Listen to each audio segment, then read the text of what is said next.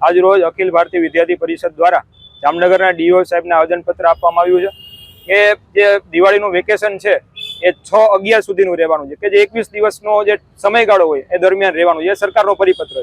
પરંતુ જામનગરની કેટલીક ખાનગી શાળાઓ છે એ છેલ્લા 10-12 દિવસથી ચાલુ થઈ ગઈ છે, કે એને ક્યાંય ઓફ ડ્રેસમાં પણ બોલાવી રહી છે, જે ડીઓ સાહેબના ધ્યાનમાં ના હોય અથવા કાં તો એની ખુરશી સુધી પૈસા પહોંચી ગયા હોય, આવું ક્યાંય ને ક્યાંય વિદ્યાર્થી પરિષદને લાગે છે.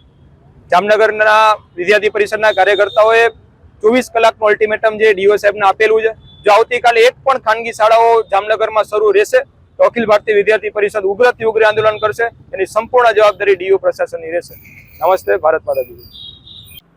જિલ્લા શિક્ષણ અધિકારી કચેરી ડીઓ શ્રી કલેક્ટર શ્રીની મિટિંગમાં હોય, હું છત્રપાલસિંહ જાડેજા, વર્ગ 2, એબીવીપીના વિદ્યાર્થી સંગઠન દ્વારા આવેદનપત્ર આપવામાં આવેલ છે.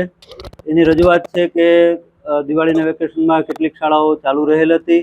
તે રજૂઆતને ધ્યાનમાં રાખીને અમે તાત્કાલિક તપાસ અધિકારીઓને મોકલી અને તપાસ કરશો અને એનો યોગ્ય કાર્યવાહી કરી અને જે ચાલુ રહેતી શાળાઓને અમે બંધ કરવાની કાર્યવાહી કરશું.